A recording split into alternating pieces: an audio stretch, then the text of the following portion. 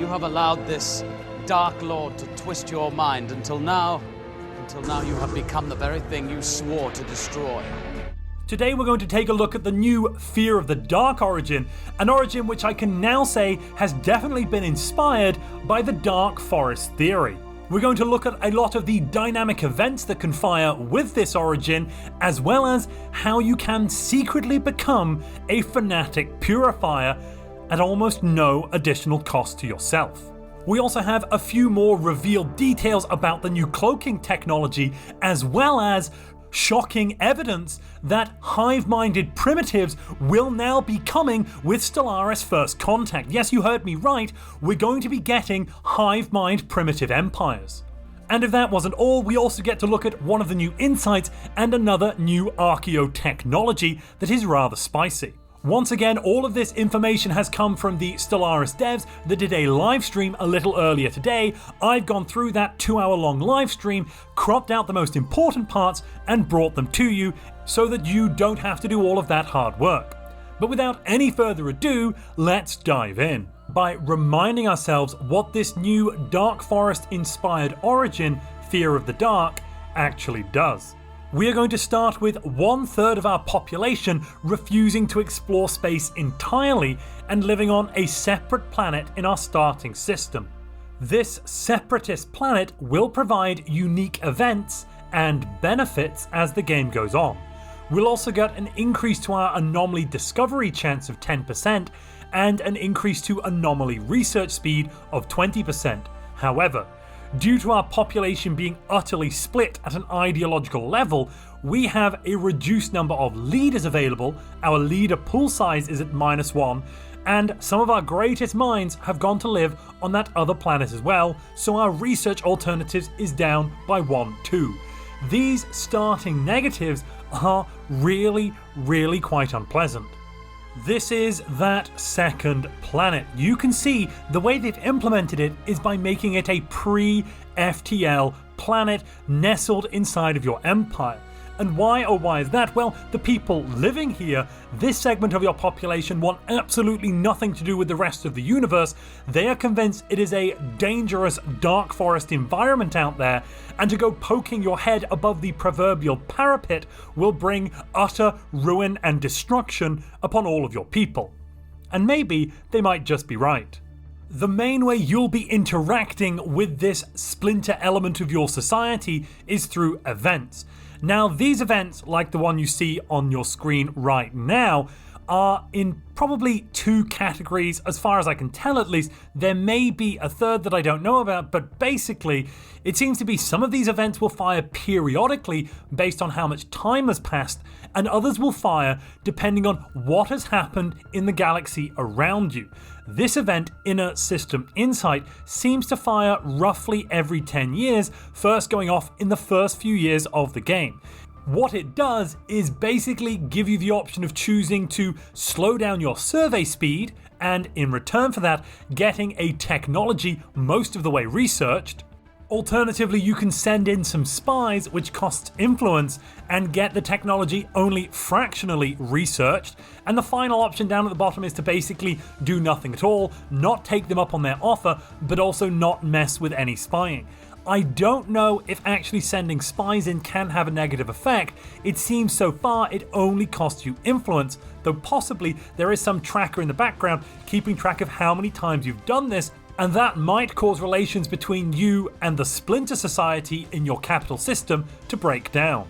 Next, when you first discover that alien life truly does exist, that possibly those crazy kooks on that other planet might have been right, then you get another event firing here, the first clearing.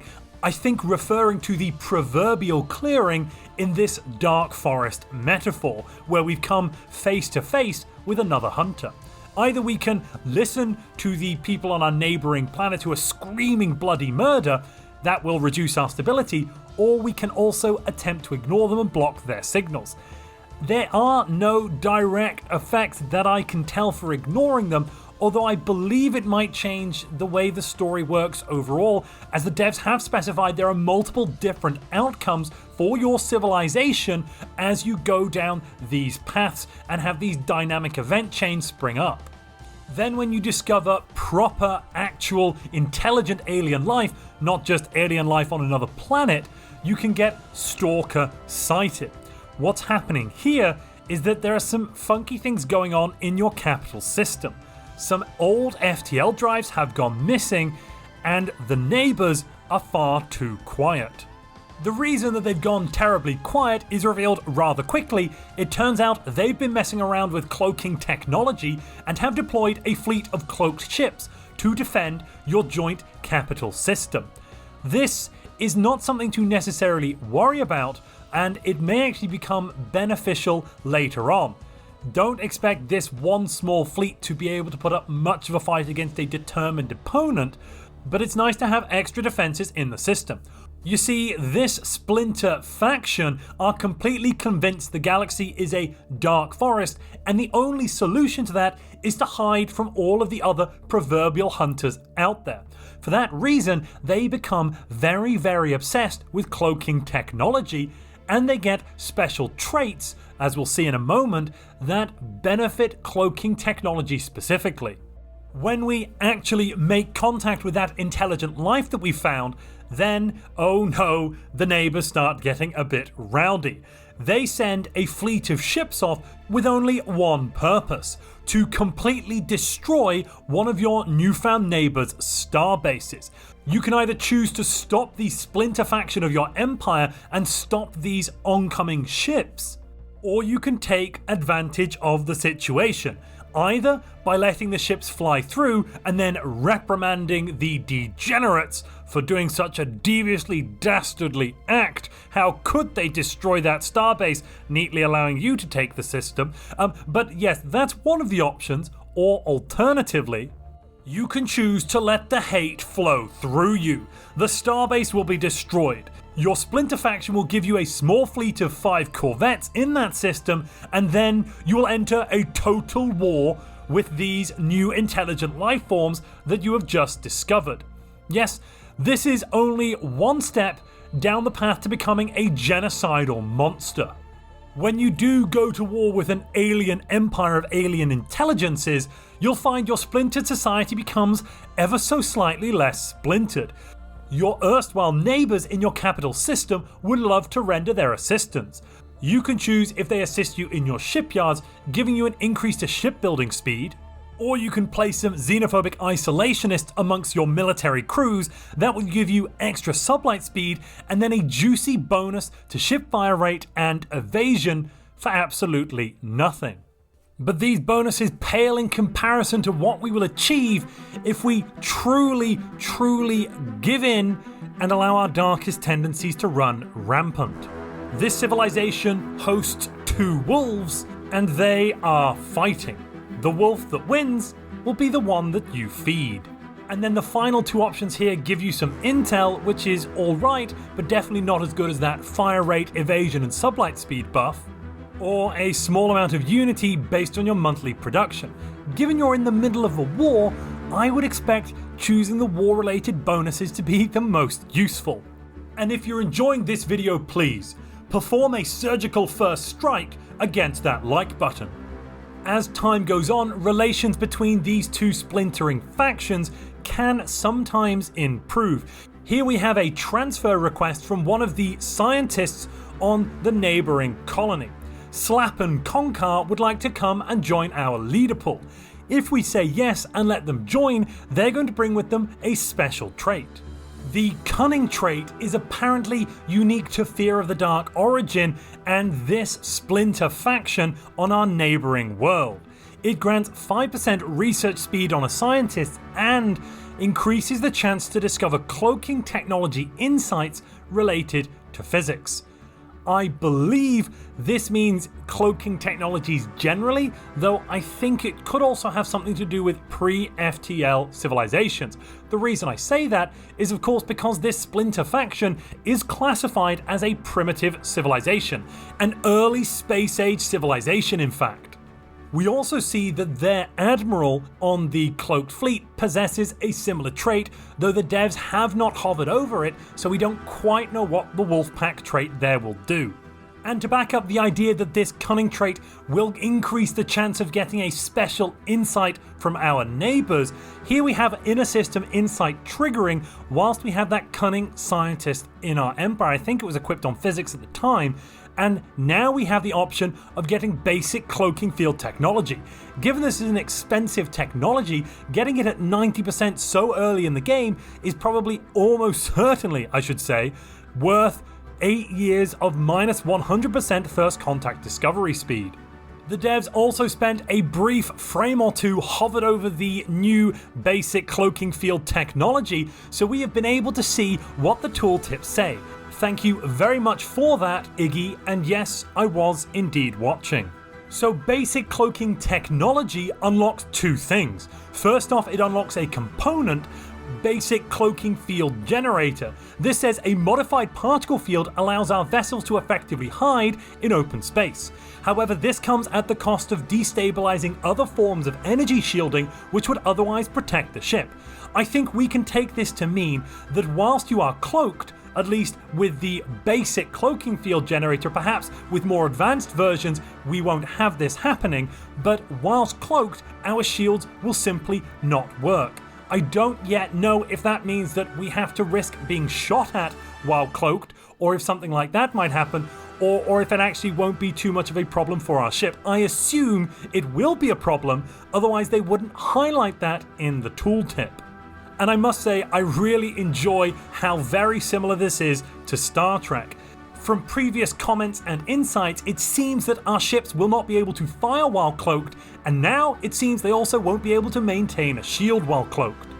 But what about that other feature the devs have teased us with for a little while, active reconnaissance? Well, apparently, according to this tooltip, you will be able to order your science ship to covertly conduct reconnaissance on a colony, increasing the rate at which we gather intel on its owner empire.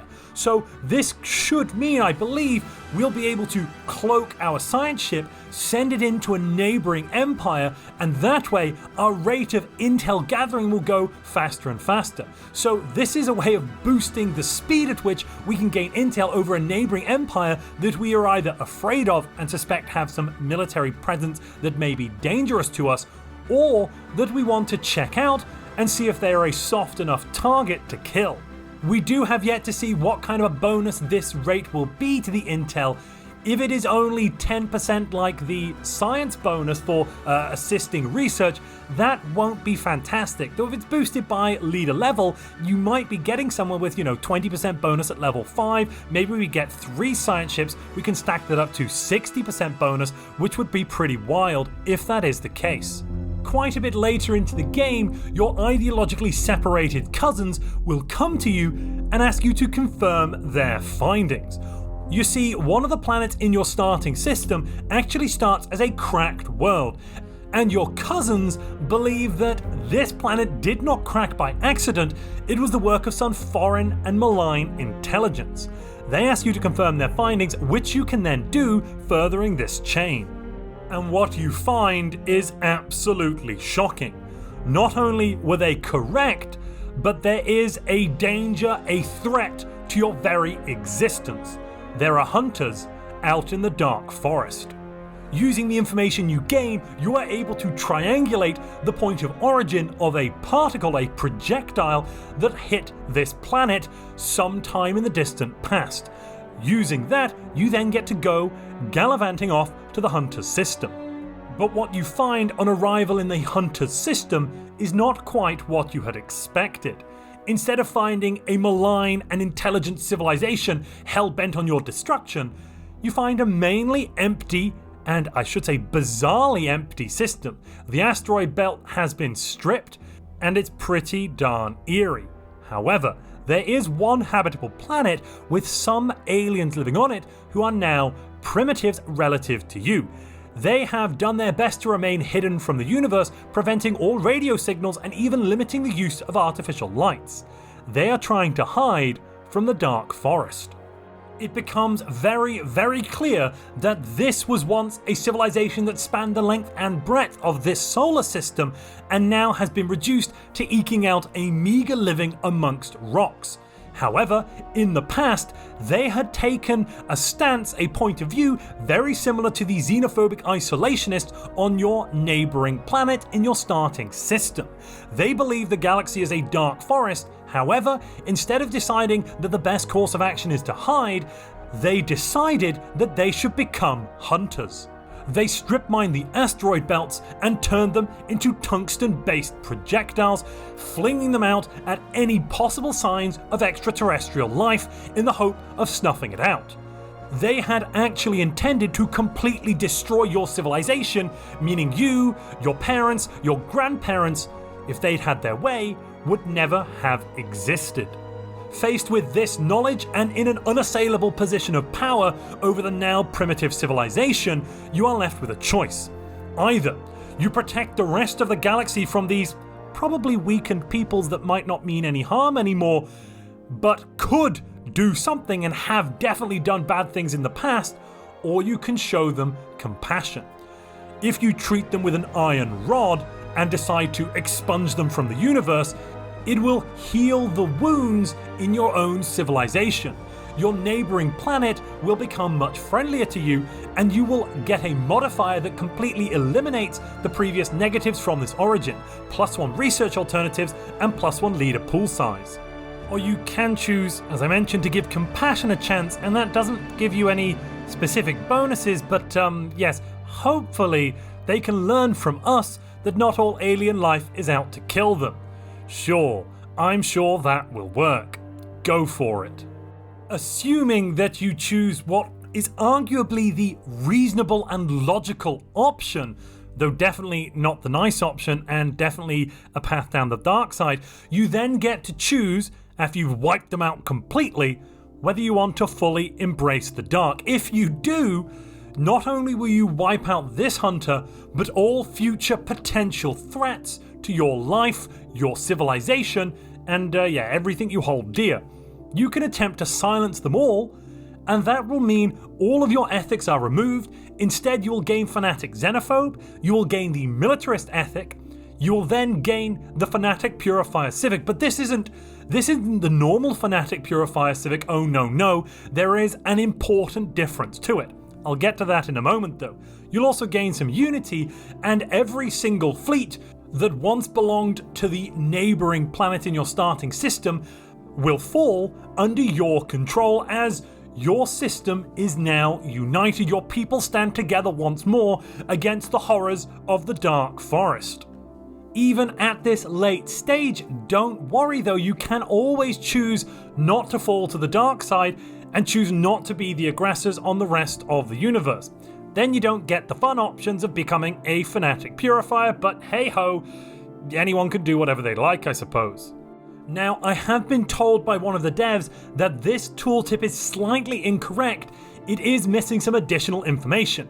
But let's just dive through what the effects are so far. So far, it looks very similar to fanatic purifiers. We get increased fire rate, increased army damage, reduced ship build cost, and increased naval capacity. We also get, though, +1 civic slot, meaning that if you become a fanatic purifier by going down the Fear the Dark origin, you get the fanatic purifier civic absolutely for free. That is insanely powerful. It doesn't say here, but yes, you do automatically get booted out of the galactic community, and you get all of the other non-diplomacy effects of being a fanatic purifier, as well as getting all of the positive effects like the total war goals, and the like. I don't know what happens to aliens within your empire.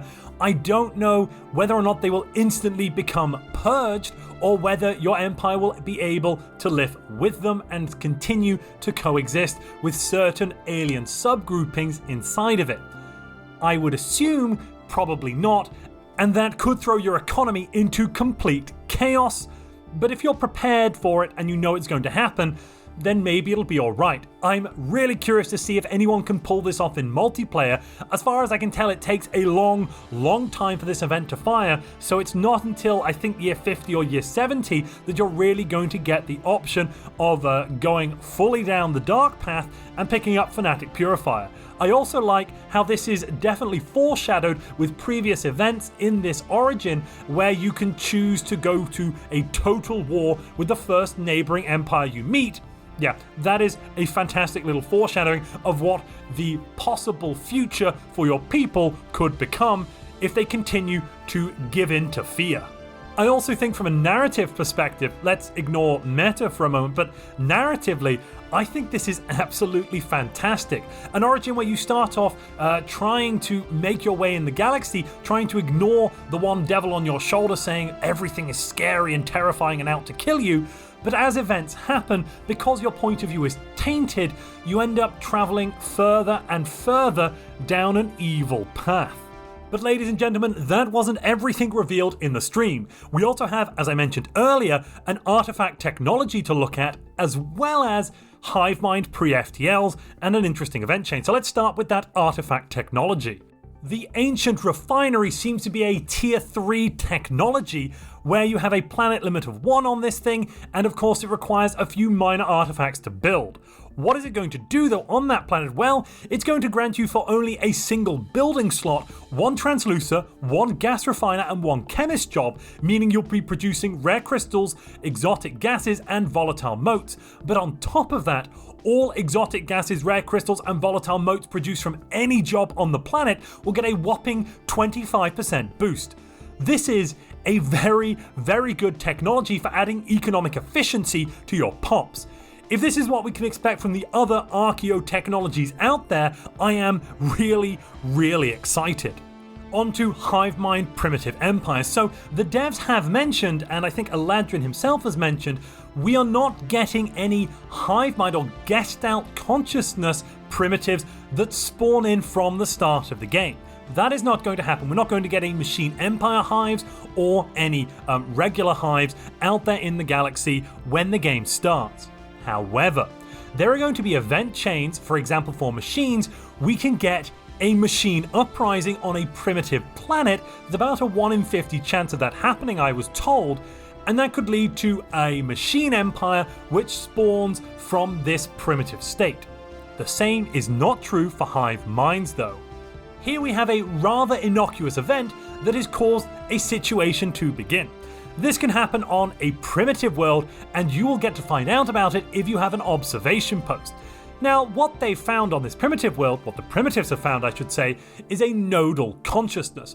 They have found that there are a certain species of molluscoid out there in the ocean, which on their own are barely sapient. However, when 2 or more are joined through physical contact, they form a semi-conscious node.